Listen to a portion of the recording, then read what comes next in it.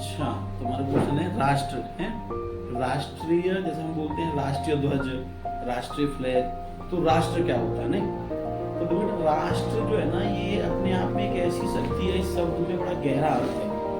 राष्ट्र ऐसे समझो जैसे 33 करोड़ देवी देवताओं की शक्ति को हम माँ भगवती दुर्गा कहते हैं, ऐसे ही 125 करोड़ नियरली हमारे 125 करोड़ देशवासी और ज्यादा हमारी जो पॉपुलेशन है, तो 125 करोड़ लोगों की जीती जागती शक्ति जो एक मातृभूमि के लिए समर्पित है। 125 करोड़ देशवासी जिस भूमि को, जिस देश को, जिस मिट्टी को अपने माता पिता या माता से पिता से जो ऊंचा स्थान दिया जाता है, देवताओं में भी सबसे ऊपर मानी जाती है, उस मिट्टी की राष्ट्रीय एकता को हम राष्ट्र कहते हैं। उस मिट्टी की पूर्ण रूपेण शक्ति को हम जो है राष्ट्र कहते हैं।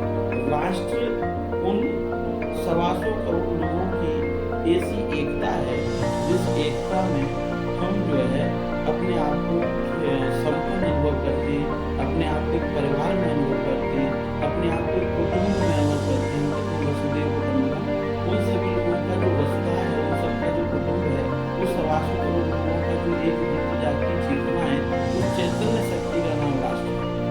तो उस राष्ट्र का एक सिंबल है, उस राष्ट्र का एक ध्वज है, उस राष्ट्र का एक राष्ट्रगान है, एक वंदे भारत, एक वंदे गीत है, उसकी वंदना की अभिव्यक्ति है।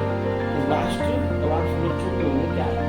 राष्ट्र एक ऐसी अभिव्यक्ति है जिससे हम एकता में खोए हों, जिसके द्वारा हम अपने आप को गौरवान्वित अनुभव करें, जिस शक्ति के द्वारा हम एक दूसरे से बंधे हुए अनुभव करें और पूर्ण रूपेण अपने जीवन को अगर उत्सर्ग करने की बारी आए तो हम उस राष्ट्र के लिए उत्सर्ग कर सकें। अपने जीवन को, हमारे देश की जो सीमाएं हैं, हमारे राष्ट्र की जो सीमाएं, हमारे जो भाई हैं, वो उसके ऊपर पूर्ण रूपेण जो है अपने पहरेदारी कर रहे हैं।